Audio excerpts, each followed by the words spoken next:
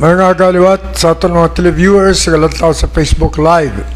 Subong aga, kaupod ka man diapon aton panelista, si Francis. Abi Francis, greetings ka na. Pakilala ko ang aton nga guest. Well, no Peter, good morning luwat no sa ato mga TV viewers, sa ato mga viewers sining Kapi at Issue TV program. Good morning good. Kag ang atong bisita, wala diwa sa inyo. Amin siya ginatawag nga Mr. Performer, natawag ba nga action speak louder than words. Amo ni ang aton bisita subo. Kag the only visible board member na makita niya permi sa live sa Facebook was reporting what is happening inside the provincial government, the capital.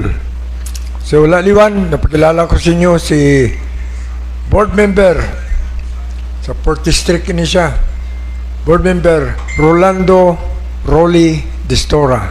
Good greetings, sir. Good morning, kag salamat Manong Peter sa ining kaygayonan sa pag-imbita niyo sa akon diri sa Kapi kag Issue.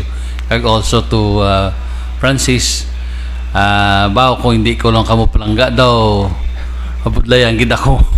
Kag today usually Saturday, last pa ini nga mga previous request ninyo ti way ko ka-attend kay damo man kita activities, no? And to make mention nga daw kubudlay diri sa Del Rio naging mag-parking, no? So mabudlay, no, puno na diri sa front kag dito sa likod. So anyway, thank you again for inviting me here. Shout out na partner ko ni Antoinette Casero Toledo is watching us, no? Bukas may programa ini siya. Debate sa match dira sa La Paz Public Market. Yes. Dira man tanang galing, hindi pa ko nakabalik kay kabudlay sang may pamatapos ang La Paz Public Market eh. Now let's discuss about what is happening inside the capital, no? Provincial government. Kamusta ang declaration of calamity ninyo? Doon nag-declare ka mo State of calamity. Yes, we officially declared, no, the state of calamity sa Tuesday pa. Sang Martes, nagpadala sulat si Governor Defensor, si Gov Toto sa Sangguniang Panlalawigan nga madeklarar ang Iloilo Province under the state of calamity due to El Nino, and we approve it. May ara lang daw inconsistencies or somehow i-trash out nga mga concerns, especially on the budget and mitigating and expenditure nga ay na-propose nila sa funding sa calamity fund. And yesterday, it was referred to my office last Tuesday. So immediately nag-set ako sa committee hearing kahapon, Friday. Pero sa aga, Manong Peter, we were also in Lemery kay ongoing subong ang ikatatlo to sa yesterday, ikatatlo to nga event related to the revised revenue code, no? Ang real property tax assessment, no? Kay ginatanaw nga may gamay nga increase ang probinsya sa Iloilo. So halin dito then kadto sa Capitol committee hearing, and yesterday we have approved the initially the 75 million as proposed, pero ang ila reprogramming sang 215 million daw wala kay may mga panugdaon man kami, well-meaning nga panugdaon kag point ang bilog nga committee ato si Vice Gov Tingting, si Board Jason, si Board Lito Kahilig, and si Board Doming Oso. O apat kami to 5. So in our stand and in our belief nga there should be some reprogramming, or so to say, to consider also our intentions, no, good intention for the province of Iloilo, because when we speak of calamity fund, we speak of immediate or urgent nga makalabot dayon sa mga concerned, affected nga mga constituents. Though the fact remains nga siyempre na declare ang province of Iloilo under the state of calamity, ang kada banwa pwede na nila magamit ang ilang calamity fund, no? ang sa amon sa probinsya makatubong-tubong kami, makabulig, hatag alibyo no sa mga sektor nga nagakahinanglanon gid, most particularly sa agriculture, because we are espousing tani may natawag bala Manong Peter Francis nga cash for work nga immediately bala makalabot dayon ang inaang ayuda sa aton nga pumuluyo. Hindi lang niyang cash for work nga duwa lang ka oras panilig-silhig lang da or what. No, hindi. This is a, for example, identify ang mga banwa, ang mga location nga kundiin pirmi ka baha kag bangod sang ang mga tamburong heavily silted na, barado na, ang mga box culvert barado na. So kung may ma-identify nga mga farmers physically able, siyempre ang lalaki o husband, ang farmer mismo, hindi ang wife kundi ang husband mismo, siyempre amo ni sila ang i-cash for work para tinloan, sulsugon kag para pag-abot, because we all know that we are hitting many targets in one bullet. While we give assistance by virtue of their work, gina-prepare taman ang palaabuton nga La Nina nga mag-abot sa ulan para ang tubig nga magadaloy mahapos kay, because flooding amo ni mga hazards naton sa probinsya. That's one. So amo na gina-espouse namon nga tinloan ang mga box culvert, ang mga tamburong sulsugon para may ubra ang tao, and at the same time preparation sa La Nina, and para immediate nga makakaabot sa ila. So wala sila sang ina nga mga wala sa mga nasulod sa ila nga mga gina-propose. Ikaduha, gina-propose pagid namon ang tani mga ginatawag nga fuel subsidy. Ano ini? Fuel subsidy sa mga mangunguma nga ibakal nila krudo para gamiton paandar na nila ang ilang mga arado, ang ilang plows, ang ilang mga motor para maamat-amat sa sugod bungkal sang ilang mga talamnan para pag-abot sang tag-ululan hindi na sila suliton na lang nila kadali, no? I mean daw hapos na lang sa ila. So while we mitigate the effect, we also provide assistance or direct assistance sa mga farmers nato kag mga constituents nato nga affected.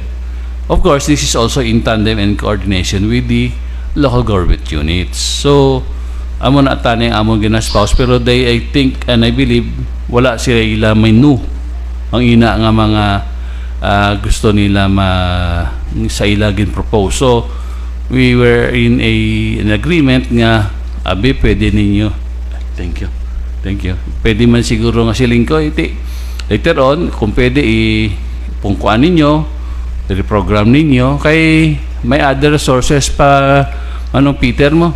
Medyo substantial pamanda ang pundo sang aton sa province, no? Yesterday sa isa ka pamangkot ko ang representatives from the budget office, doon hindi magnubo sa mga may 300 million pa available for reprogramming or for utilization. Dito pag hindi ba nabi klaro ang pagpadala sa amon sang information nga may mga part dito ginatawag nga donation. So when we speak of donations, there are two: either donation nga pondo sang probinsya or donation from outside. We do not know kung ini bala from outside or from within the budget of the province. So ginapaklear namon kay kung outside ini nga donation, i-reprogram mo ini, hindi basta-basta kay mangayo ka pa sina authority sa nagdonar kung i-allow niya bala ini ang paggamit sang gindonar nga kwarta para sa ini nga project pero gamiton mo sa iban. So there will be some technicalities. So mo tong gina-trash out namon, and somehow initially nag-agree, and then again my office is the committee had given me, of course, as chairman of the committee. It doesn't mean being chairman, no, ikaw na lang, no. With the concurrence ang akong kaupod kahapon, there will be a meeting with me and Colonel Salinas to further trash out things, because again, sa pagani ka suggestion ko nga kung may mga parehasin nga mga request, tani ma-pre-session anay kay last Tuesday nagsobra naman kami alas 5. Naglawig kami Manong Peter, although party na sa trabaho, pero naglawig bala kay ang discussions kaluluoy man secretariat sa kada kuha sang notes no sang hearing, so o sang proceeding. So hopefully this week makasuglanon kami and we can eventually put things out in a perspective. Kay eventually again we are all supportive of this. We want to help the government. We want to help the governor nga mas mangin I mean sa nakita namon kay again Manong Peter, most of the members of the Sangguniang Panlalawigan Subong are former mayors or malawig ang entrenchment nila sa local government.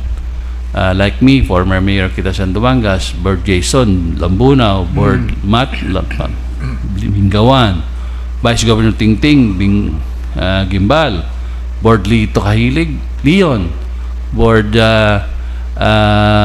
Jun Mondihar New Lucena, and then Board Jun Monsik Soliano, malawig man ang councilor sa Santa Barbara, and also si Board Doming, no, and the rest. So I mean ang experience namon is malapad kag malawig Manong Peter. So muna siguro nga very dynamic ining ang bago ang set sa 14 Sangguniang Panlalawigan. Balo ka board, do mapilagi lang ka makambal kita ng kaladula siguro mga membro sang provincial board, no? Kaya daw ikaw gid lang pirmi ang amon makita si Monsik Soliano kag si board casual man lang si board member Doming Uso. Do ka mga tatlo makita pero ikaw presentable pirmi nga naga kadto anytime imbitaron. Kani galibog ulutan na sige nambal mga donasyon. That donation came from outside or come from outside or from inside going out? Gin-clear to kahapon na ito is, alam mo sa budgeting Manong Peter, may program dira or may ginatawag nga program of expenditure mo nga pwede butang mo sa donations. So in budget ina sa province kahapon. So that's why kahapon na namo nabalaan. So I mean more things should be mga detalye tani nga na-avoid tani ining lawig nga mga pag like committee hearing or exchange of ideas and clarification kung matahag kay there are technicalities sometimes, most of the time no mabudlay we assume nga amo ni pero technically gali hindi, just like ang appreciation sa nagligad nga request nga declaring the state of calamity. So amo lang to ang na butang sa request pero wala abin na butang dito ang to include also the supporting appropriations for its mitigation program. Amo na bala wala may upod Manong Peter. Although para sa akon na-hope ko naman nga part in asang resolution sang Provincial Disaster Risk Reduction and Management Council, pero sometimes ang perception mo nga amo na gali, it might not be that in the accordance with the accounting rules and procedures. So silik because of the ginambal nila nga you cannot give of what is not being asked. So amo na ang question kay ti ginapaathag sa muna nga naathagan kami kahapon. Okay. Mayara na tayo mga viewers, no? Tagata na ito mga live dyan na Gulatina. Shout out na sa Ellen Joy Travinia, Rapani Rapian Tobola from Tigbawan, Iloilo, Justin Brillantes and Barmin Megardi, mga taga-Tigbawan at may viewers di. Also to Shane Altia Pama, Villaribalo, Irene Joy Cabalona, Leon Iloilo, Ella Mariel Cadarin, Leon Iloilo. Also to Andre Bon Sipida, Mina Iloilo, Leo Apollo Gico, Gimbal Iloilo, and Jero Jan Libuna, Pabia Iloilo. Also to they came from Penma University of Iloilo. Also to Namang nagalantaw sa kay board members mo. Noy Rico Puerto, Bo Amsterdam siya sa mga Amsterdam, Boracay, halong lang mga simen yun ang mga tao ta. J. Jimenea, patinte ko ni. Gregor Gilas, J. Shyman, Lex Topas, Bogalantaw sa board, sa former city councilor. Neri Gotikov, California, what's man siyo. Vic Desida, Mario Castellano, po si engineer, good morning. Ross Eden Stratham of Germany, Charlie Sustento Jr., Homer, Manila si Homer. Good morning sa inyo. And Edna Tendencia. So these people are watching our show now. Abi Francisco na yung sunuda. Good morning, no, Peter, no? Kay board member Rudy Distora. If one LGU will be declared state of calamity, ang LGU bala libre nga magagastos ang ila calamity fund upon the recommendation of Department of Agriculture and other various government agency. Well, pwede maka-declare ang state of calamity ang kada banwa upon the recommendation sang Local Disaster Risk Reduction and Management Council, getting inputs from the agriculture, from other sector nga ginapatihan nila nga pwede na ma-declare ang ilang banwa. So when the Sangguniang Bayan has the authority to declare the state of calamity. So once ma-declare na, it is prudent on the side of the executive or the mayor now to utilize the calamity fund para matagaan siyang support or intervention ang mga sektor nga kung sa diin na considered nga nasulod bangod sang disaster or calamity. What term of assistance nga ibulig sa isa ka LGU nga gin-declare nga state of calamity? Ano bala kwarta, mga agricultural product nga naguba sang disaster, etc. etc. May damo na depende ina sa kung ano ang pinaka most urgent or immediate. So kung sa panguma, for example, usually ang ginahatag ang mga assistance like certified seeds, no, or mga fertilizers. Kung sa mga infrastructure, siyempre i-restore ang lifeline, kayuhon ng dalan, ang box culverts da kung naguba, no. So madamo nga mga interventions so pwede livelihood, pwede food packs, no, pagkaon nga immediate. Kahapon to ganin nastoryahan man ang parte sa preparation sa outbreak bangod sa after this El Nino, definitely there will be La Nina. So ginapreparahan man ang natawag nga dengue, no, and other waterborne release related nga mga masakit.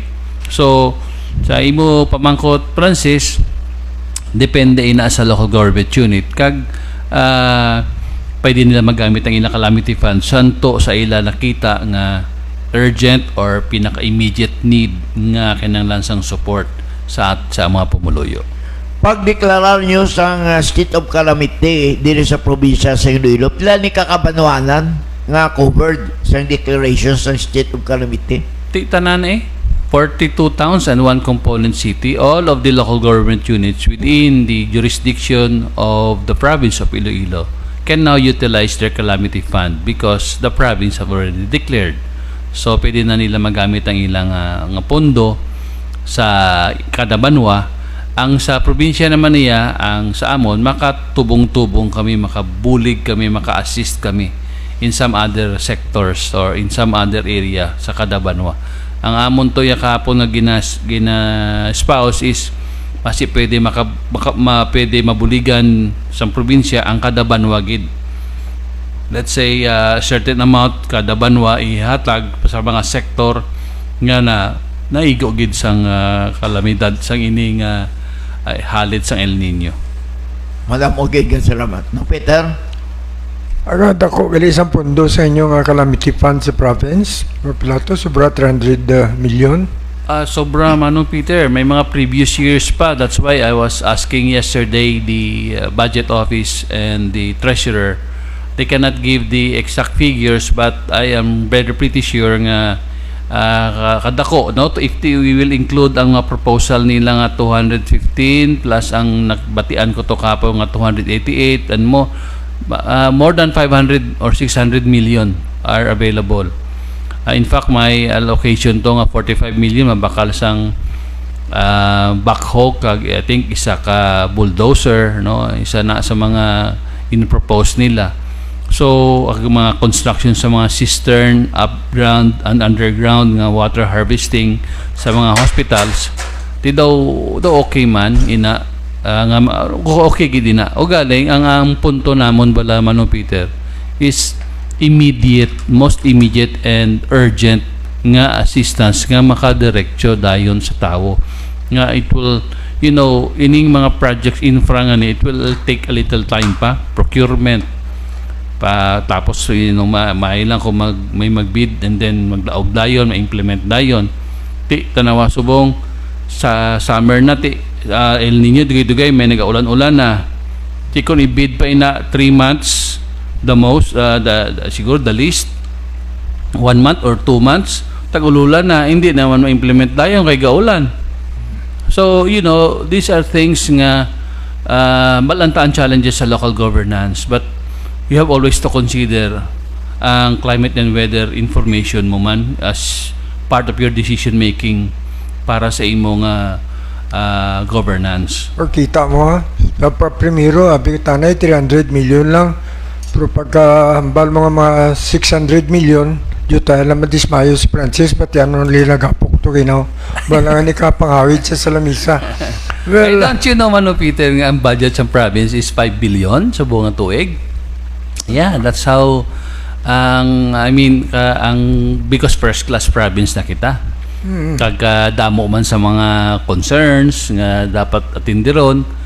And again, we would like also to assure, of course, our constituents nga ginahalungan gina. And we are prudent in our expenditures. Bilyon na subong? Grabe. Mas bagay hindi man mga tiling ala ko, Francis. Kagano Peter, ini si board member Rodi Distora, ang background niya ni expert niya sa disaster. Kaya nakapuko ini siya bilang isa sa mga advisor on disaster preparedness sa chimpo ni late DILG Jess Robredo. Kag ang iya ini nasakupan bilog ga Pilipinas, siya ni naga-convince kag siya nag-recommend kay Secretary Jess Robredo kung anong buhaton sang DILG sa pagbulig sino yung mga disaster-prone area sa bilog ng Pilipinas. Di ba la board member? Well, isa kita sa nagabulig at that time, and we were accepted, or we were part of the team with then Secretary Jesse. Ngara kita sa Local Government Academy, no? And we started the 18 major river basins, no? And at that time, of course, upod ko man si Yusek Austir Panadero, kag ang director namon sa una sa Local Government Academy si Ma'am Maribel sa San Doncillo, who later became the USEC for Local Government Unit for Interior sa panahon ni President Digong. So I mean, thank you Francis for bringing that out, and humble enough to say yes, we were part of the team that time. Kay siguro nakita ni former Sec Jess Robredo nga ang aton experience being a former mayor and a Hall of Famer kita na Hall of Fame ang Dumangas during my time as the most outstanding municipal disaster council in the Philippines. Kalasag awardee kami 3 times Hall of Fame, and also a Galing Pook awardee on disaster management. Ang Galing Pook Award, it's like an Oscars award of an LGU, Manong Peter. Bala na sa iban. Like the province na, bago lang nakabaton sang Galing Pook Award. Sa una yan galing, ang Galing Pook Award, hindi ka basta-basta ka-join. Imbitaron ka sina. Imbitaron ka sa search. And that time, we were thankful that we were considered to join. We are requested kung gusto mo mag-join. So we joined. We submitted our piece. We submitted our our naging presentar sa ila, and there were several meetings, and up to the point nga gaskwila pa ko tumunong Peter sa Asian Disaster Preparedness Center sa Disaster Management course with the USAID sa Thailand. Ang presentation namon sa panel together with Secretary then Jesse Robredo, with former Secretary Nieves Confesor, and the rest of the team, no, from AIM, the Office of the President, the ILG, sa foro sa presentation nyo sa panel, puli gid ako ya from Thailand, because I would like to really ako ang ma-present sa panel. And that time, out of the 300 nga ginpadalaan sang invitation to join, 200 ang initially ang gin screen, asa sang 50, asa nag 30, mapili na lang sang 20, and we were chosen as one, and it was awarded at the office of the President in Malacanang sang I think 2004. So kaganami it's a really uplifting experience nga ginakilala ang imo banwa, no, sa bilog Pilipinas, because of our disaster management program. That time, before kami napilian as one of the finalists, nagkatugid sa ground, boy kami kakibot ako ba, no, Peter? Ara si Secretary Nieves Confesor sa Banwa, 3 na gali kaadlaw sila galibot, gina-validate nila ang kuan. Nakibot ako kay siling si Secretary in one morning, siling niya, sir, ara sa sagwa si Secretary Nieves Confesor, which is one of the validators. Sabi ko, ma-start pa lang sila validate. Pero gali, gin-validate na kami 3 days ago sang ilang team. So we are thankful, and somehow humble enough to say elated ka as mayor, and that also has given me the chance nga I was chosen among with the others as one of the outstanding mayors in the Philippines. Ang ato bala provincial disaster board member, ano siya bala na-manage ini siya maayo, may mga disaster education kag training gid ini ang mga napang-recruit na nga kun in time of disaster kag calamity, expert sila kag ready sila sa pag-evacuate, pag-assist sa mga emergency dra. Kag base bala ini mga tong the provincial disaster pinamutal lang bago sa politikada, may mga plano bala ka mga i-uplift, i-training pag sila for more work sa ila trabaho. Well, since bago si Colonel Salinas, I am very confident, I am sure that he is the man completely competent to lead the PDRRM office, and I have high regards on the gentleman. I know kaya niya may mga proposal ba to gani nga training mo out of the calamity fund nga gin-request nila, training sang mga responders not only in the province but also on other mga volunteers. Pero Manong Peter and Francis, ang para sa akon, ang role sang Provincial Disaster Council is to support. May augmentation ka lang kay bala mo sa in case of calamity or disaster, ang kada banwa may disaster council na sila ya. May mga, there should be an in place responders nga at panguna magakadtuda kundin siguro ang kulang pag daw medyo dira ma-support ang province. Yes, so hindi na yan masiling ang bilog ng probinsya hapan sang provincial government nga hindi yan na kaya.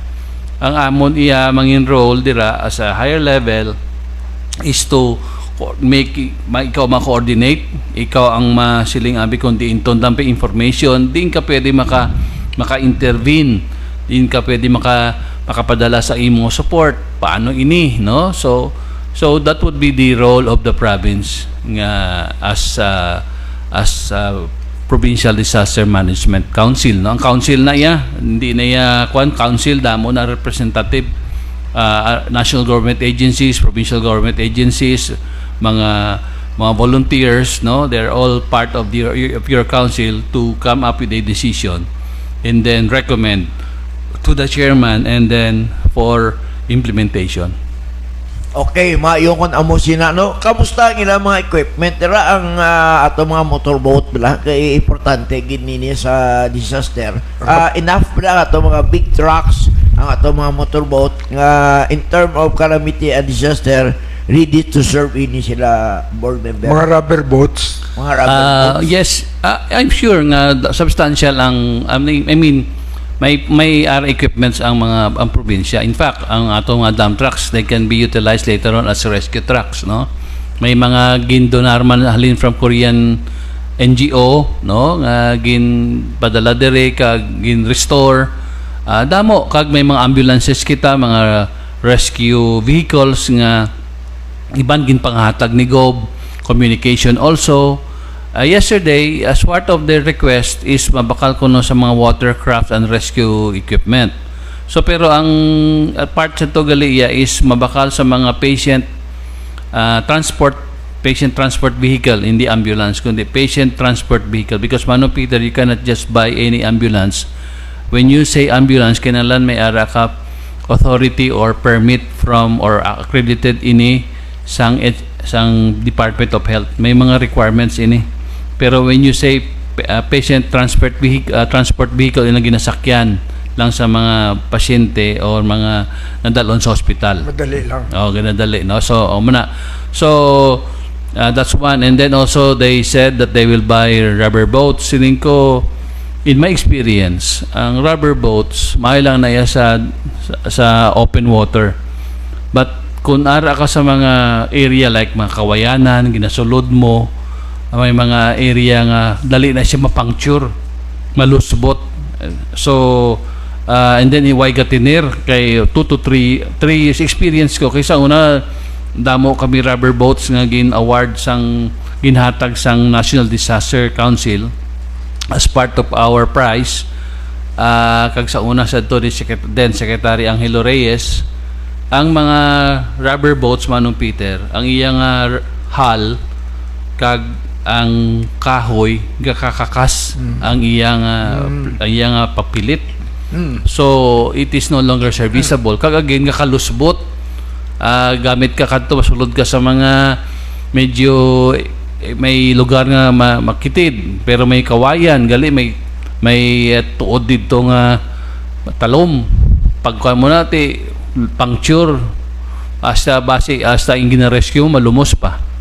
Yes, so amo na ang mga concern. So I told them nga kung pwede fiberglass or plastic or aluminum nga mag-an nga kaya mabit-bit sang 4 katawo because ang rubber boat sometimes mabugat na Manong Peter mo.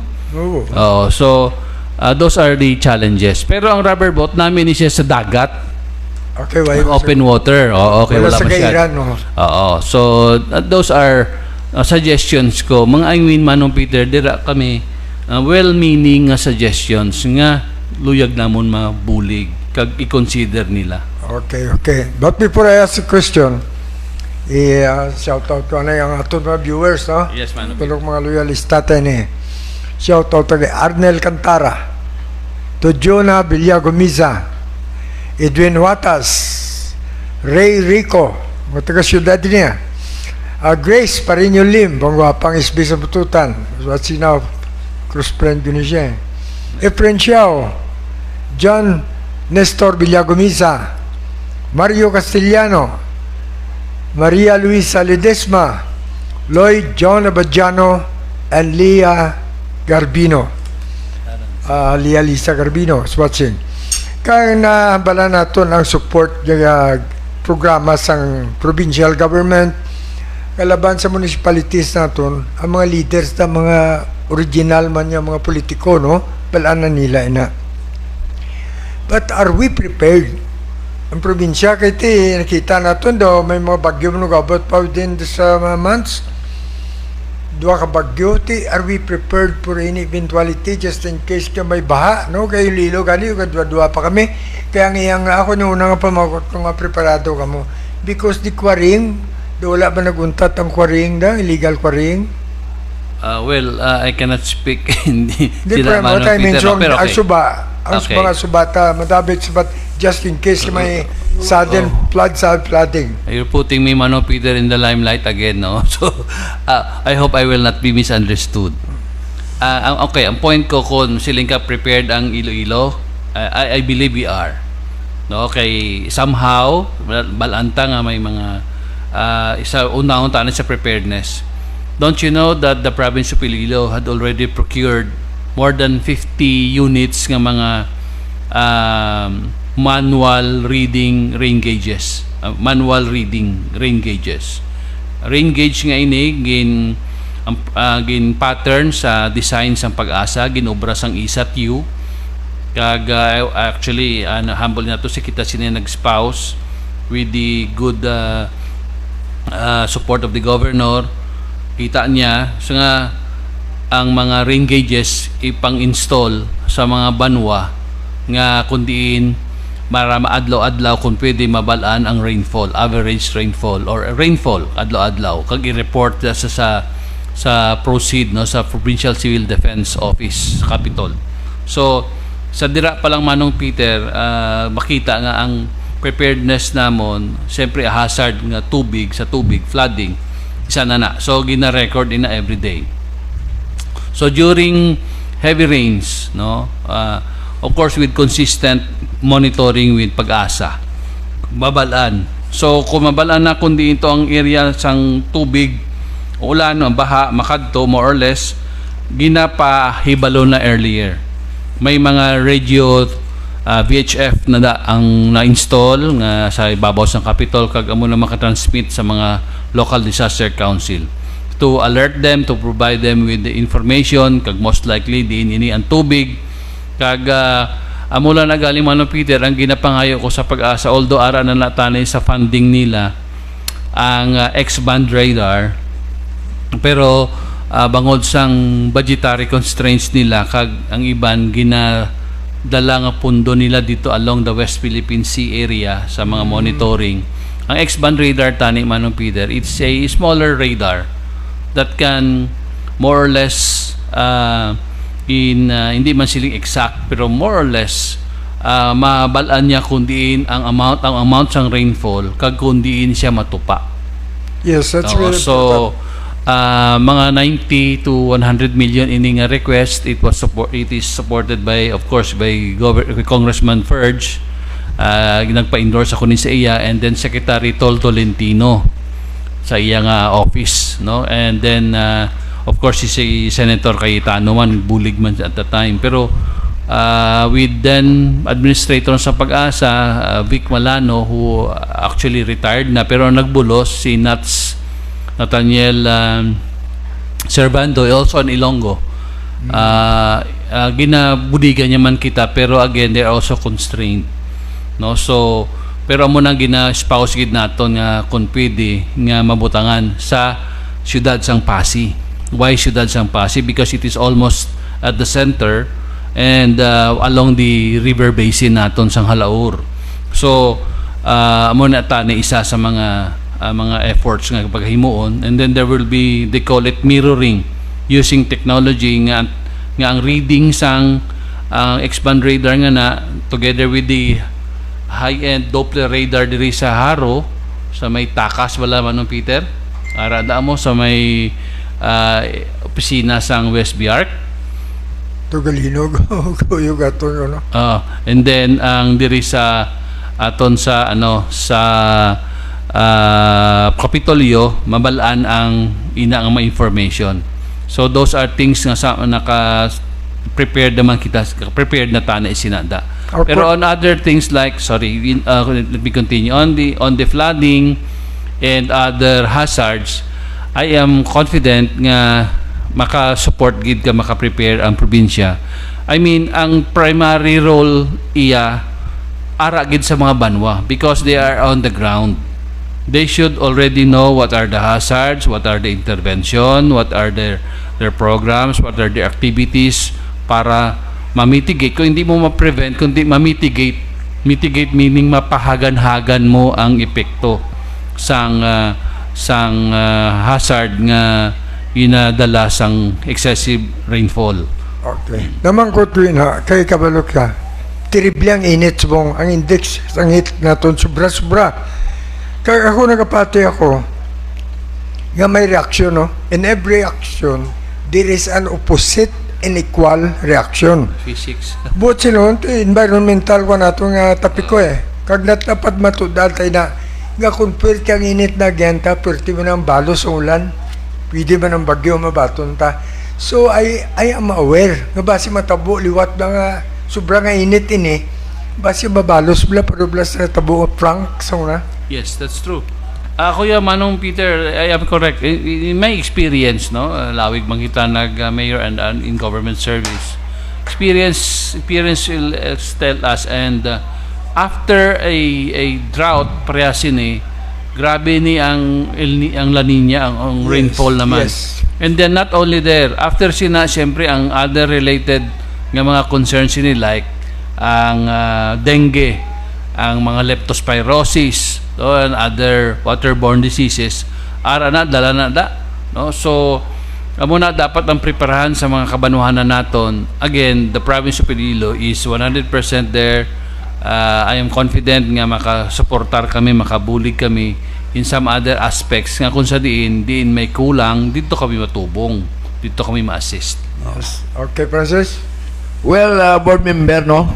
Malayo pa man ang eleksyon, pero kamusta ang pamulitika da sa 4th District? Kay sa ito paglibot-libot da sa 8 kakabanwanan sa 4th District, may mga tarpuli na da ni Major Charlie Sustento kag ni Colonel Penuela, and of course, as far as the two is concerned, our police officer, mga critics ini sila ni Congressman Perge Biron.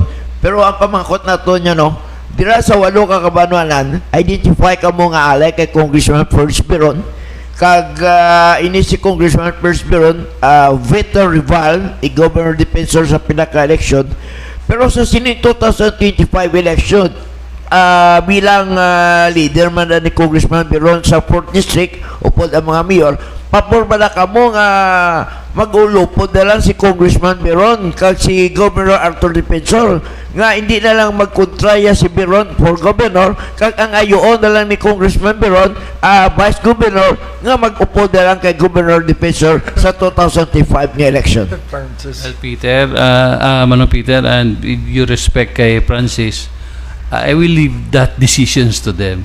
No, I am a good soldier. Palo kita sa commander. Kung ano ang instruction, kung ano ang direction, dira kita, no? Because again, siguro in my record will prove nga siyempre kung diin ang direction sang imo nga kaupdanan, kag imo nga siyempre inyo leader, dira ka, no? Again, ang kay sa amon dira sa distrito ako sa akon kung pamangkuton nyo, okay man ako di sa akon pwesto wherever I am. Bisan din lang ako kung makita ni Congressman Perge being our leader in the 4th District, kung din ako nakita niya efektibo ako, I will be there to follow, no? Again, maski sa di man siguro kita Manong Peter, puslan man kita siguro sa gihapon, no? And with my of course experience kag sa may record will prove nga since 2019, no, wala ako late, wala ako absent sa akon nga tanang nga session sang sangguniang panalawigan. Even gani nga may COVID ako at that time, ga-join ako gyapon sa by online, no? So and then of course dira sa ila kung mastoryahan na nila sa ila na ina kami masunod man lang, manami man ako mag-istoryahanan sila kag makaplastaranay sa maayo, which is for the betterment and good of our not district of our districts and the province of Iloilo and its constituents. Ano, pila ka term ka na ni? Ika second term ko Manong Peter Subong, so I still have one more term on Very 2025. good. So, bayan tala na politika na. If I will be given another chance by Mapare-elect ka pa. yes, May isa kung pa. may isa pa man kita ka term. Kagkaginanglan, kagitsang tao kay ti, knowledgeable ka sa mga perus na ginambalanta, calamity, mga disasters. Tapos pariyo na sa mga budget na balaan mo kung paano mga may idea ka, kasi natural ka, di ka executive. Kag Manong Peter, going back and Francis, actually kami pagpili pagpungko namon as ako, no, particularly sa ako as board member, and in pagpungko namon as board member, kag wala man sing instruction si conferred sa among ako mo ni, wala, kundi trabaho, sila niya trabaho, kung anong himuon, anong maayo para sa distrito, dalon ninyo ni board member Doming, ang partner ko. So, we do that. Kung ano, that's why I humbly represent the 4th district. Kag what I could get from the provincial government nga para sa 4th distrito, ginadala ko gitna. Pero, ang imong thought or thinking of creating an ordinance, kinanglan, it is province-wide. Not only for your district but province-wide, like especially the Iloilo Provincial Ordinance for Renewable Energy. Nga Subong, 1, 2, 3, Pototan District, Iloilo Provincial Hospital, Aliosan District Hospital, Dumangas, Barotac Viejo, and Lambunaw. Ang 5 kabanwa na Subong nga may projects nga renewable rooftop solar PV nga maghatag sang uninterrupted power supply sa mga emergency room, operating room, kag mga wards, no, kag COVID laboratory. Yes, interesado ako ng issue, no? Kabalo ka, dugay na bala, nag-umpisa sa doli mo dyan yung nalinan, plus na isa lang, matamat-tamat. Pero before that, shout out lang ko na kay Florence Quirol of Toronto, Canada, no? Edith B. of Perlan, Texas. Lia Lisa Garbino is watching us. And also Patricia Minihaol to Australia. Kita, tadi kinamang ngalan nyo. To Ann Paid Minia, thank you for the 10 stars. Inatar ko. Now, before baka we're running out of time, pinanglantigidan mo istorya ng events ni. What is now the status of your program? Ikaw ginabalang kung nag-umbisas ni sang renewable energy ni. Kag nakita talas mo ngayong pikto, no? Pila na, 5 na ka maabanwa? 5 na ka-hospitals, Manong Peter. And, okay, let me a little background. Okay, no? okay. So, the ordinance, again, hindi inihinadog, Manong Peter, Francis knows this. We were given citation and recognition by United Nations Development Program, UNDP, and the Department of Energy that this is the first renewable energy provincial ordinance in the Philippines. Again, author naton kagin sponsor. This is the I-4 2022, Iloilo Provincial Ordinance for Renewable Energy, year 2022. And ining ordinance, this is an ordinance that would encourage the utilization of renewable energy in our local governance. Like, for example, ining may isa di ka section, bala mo, Manong Peter, na in my experience, kung ang mga special project mo, kung wala ka sing appropriation, wala sing budget kada tuig, kag hindi ini ma-appreciate sang mga nagabulos o mga local chief executives, madula lang ini. Pero sa akong tong ordinance, kinbutangan ko gid sang section that the province of Iloilo is mandated to allocate 1/2 of its 1% of the total budget of the province that will be allocated for renewable energy projects. For priority are hospitals, ikayong lawas, ikaduha schools, eskwelahan, and mga provincial government facilities and other agencies, no?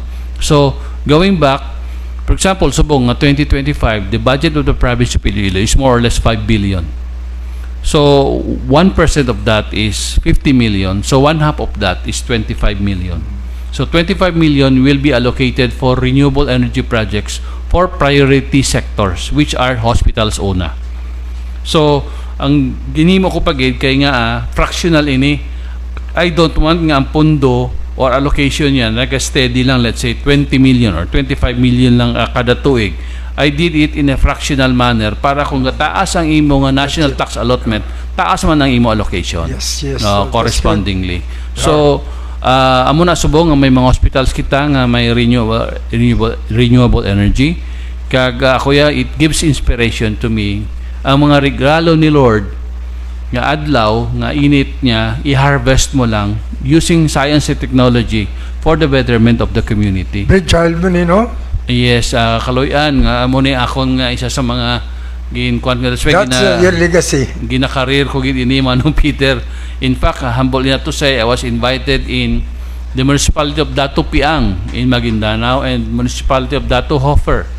I was there in Maguindanao to meet the mayors and their officials because they're interested also with this.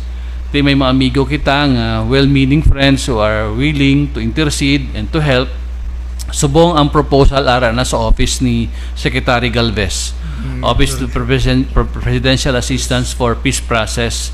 So, pangayuan sing pondo utilizing solar power to fertigate or to use to fertilize and irrigate the area nila.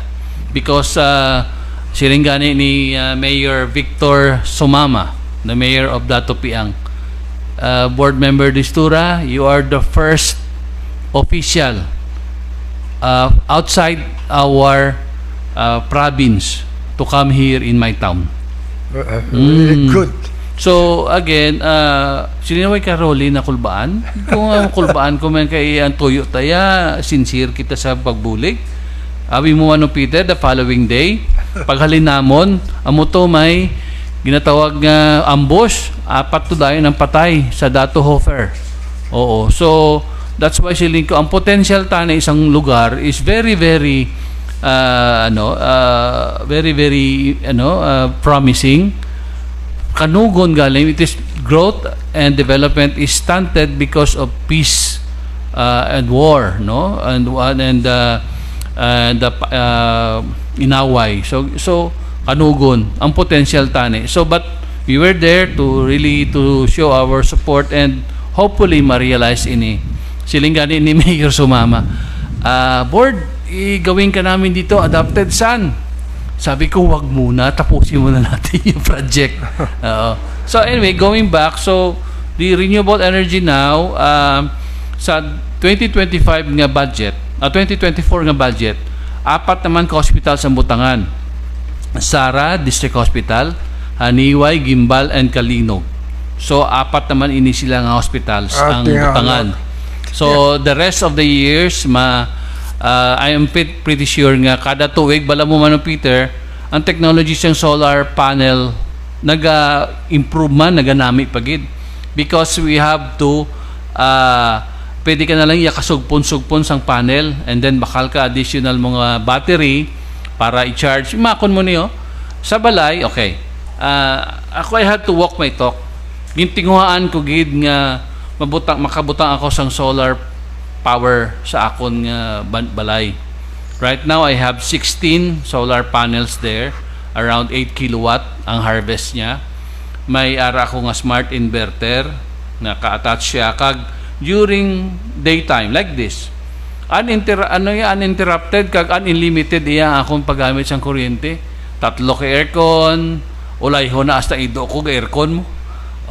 Tapos gamit kami sang may freezer, may ref, may electric stove, may convection oven, may rice cooker.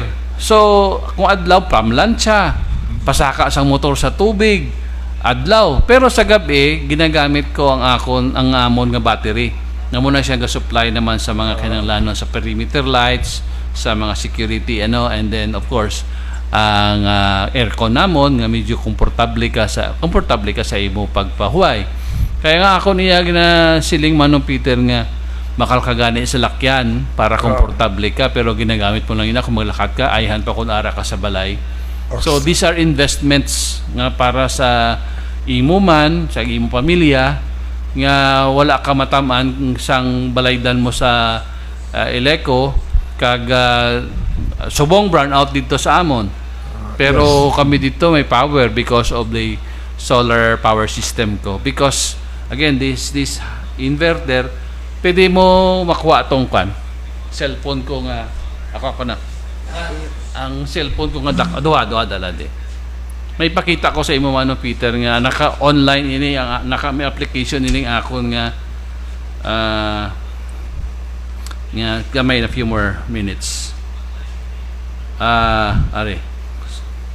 Right now, 3 minutes ago, my panel is producing 321 watts. Gina-charge niya diri 3.2 watts kilowatt gina-charge niya ang battery ko. Kag subong gadto sa balay wala masyado may gagamit. So mabala ang production mo para na ang imo consumption. Kag kung lang tamuti off grid na ako sa Eleco amo nang akon nga I have to walk my talk. Oh, yes, that's why may kilala mo. Batian niya ginambal mo Kalinog, may Yes. program. She is from Germany. Yes, Kalinog District Hospital, the Ladrido, no? I think Ladrido Y District Hospital will have a solar power rooftop power project, 75 kilowatt iniya dako. Tiyan na lusot sa kanyo kay Oh, Batian. so that's part of my part of the ordinance that I authored para tagaan priority ang hospitals. Ang ginahandom ko Manong Peter is like this. Since every year may ara ini nga funding, dugang lang nga dugang kita sa mga hospitals.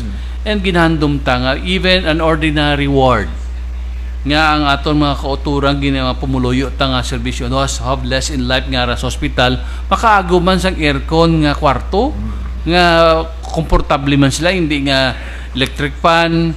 Kung isa, kung may bumunigani mo, may dala iban, may electric fan, kuno kapanukot pa. Mag-brown out. Mag-brown out, kaluluoy ang aton nga labi na nang kung sampo sa operating room sa hospital. Naga-opera abi ang doktor. Gulpi lang mag-brown out. Ba sila ito yung mariri. Okay. O kag may mabilin nga, kaluluoy man kagang iban nga may ventilator, mga nakasaksak sa ila mga life supporting devices, equipments, mag-brown out, di kaluluoy man sila. So putotan Manong Peter, uninterrupted power supply ang ila operating room, emergency room, kag COVID laboratory. Okay, so nakuha ng tanan sa oras tangan naputan. Kag madamo kita sa nakuha nga mga ideya kag informasyon alin sa aton board member Rolly Distora. Kag nasabat ko rin yung mga pangkuta Ma'am Rose Eden Stratman sa Germany. Kalinog is now under project na mabutangan ng inyong hospital. We were there ma'am in your town sa nagligad nga last week because being the member of the Committee on Ways and Means, may gina-propose kami nga revised revenue code. So we were there and thank you sa taga Kalinog kay Mayor Calvo kay dito niya kami kuha niya kami suportaran niya kami dito. So mga lantasang parting words sa atong pinalangga nga board member, no? I am campaigning for his re-election because I know mapuslan din diya sang tao ang iya serbisyo. You look at this renewable energy ang ginubra niya, brainchild yan What more legacy can we ask from our board member, Abi? Just in case. Thank you, Manong Peter. No? Your parting words sa ating viewers. Kadamo, lang tao. Yes, thank you for those who are watching and joining our program. Well, Manong Peter, I always remember what my late father said and the late Congressman Narciso Monfort told me. Rolly, gaserbisyo kita sa Diyos paagi sa pagserbisyo sa tao. We are serving God by serving His people. And I am thankful that I was given a chance by my constituents in the 4th District to serve them. And I am giving all what I can give, provide, or tanan nga paagi nga hindi ko man gusto I want the people of the 4th District to be proud that their board member is working for them. And I am doing my best, no? That's why you also ang akon nga pangabay sa inyo man is you include us in your prayers. kami nga mga public officials ninyo, iupod nyo sa pangamuyo nga kami magtarong, kami magtutom, kami magpaninguha, maging sincero pagid kami sa amon nga trabaho para sa kayuhan sa inyo. Because again, at the end of the day, kamo iya ang judge sa amon. Kung gusto nyo pa kami liwat mabalik, pwede pa. Kung hindi, pahuway. Okay. Thank you, Gidman Peter. Okay, thank you very much, Board Member Rolly Distora. Sa nakita naton ang serbisyo nimo sa pagpungko nimo bilang board member sa probinsya sa Iloilo. Napuslan dising tao imo proyekto. Kag hindi lang ang imong barangay o kung ang imong the whole province siguro. Kag daw ginasunod na ini sa iban nga lugar daw may ikaw pattern sini. Okay, hindi pa no, nagligad may board members league kami regional. Damo nagpangabay nga mga kapangais yung kopya sa ordinance. Yes, So, kita mo na. to replicate or maybe siguro maging part sa ilang Well, congratulations. Thank you, Manong Peter. Thank you. So, in behalf of Arden Francis, so your final words there. Ang ato'y pamangkot kay board member. Wala na pa mangkot. Wala na. Tapos Wala. na. Okay, Bago ka na, no? sorry. Salamat gid kay board member Rodi Distora sa pagkari. Kasi atong tumalanaw, madamo gid nga salamat dyan. Suporta. Amo ini si Francis Tiranya. Good morning. Okay, salamat. Madamong salamat sa tuntag balay. Ang Mr. Punsutan sa More Power, sa PIW, sa atong local government, yung supportar tang uswag. No, kag sa atong province. Kay although sa atong gobernador kag sa board member nga makita ninyo permidre, board member Monsek Soliano, si regards kita kay Vice Gob. Ting. yeah. Okay, Ting, regards sa mo. Ting, Garin, no? I hope someday makapungko ka man sa among programa. Kag matagaan man kami extra time mo. So, this is your host, Peter Reminia, sa Kapig Kagisyu at Hotel del Rio. See you next Saturday at the same venue. Inang inyong host. Maraming salamat sa Kapig Kagisyu, Peter Reminia. Bayang ugtos sa inyo tanan, and may God bless us all.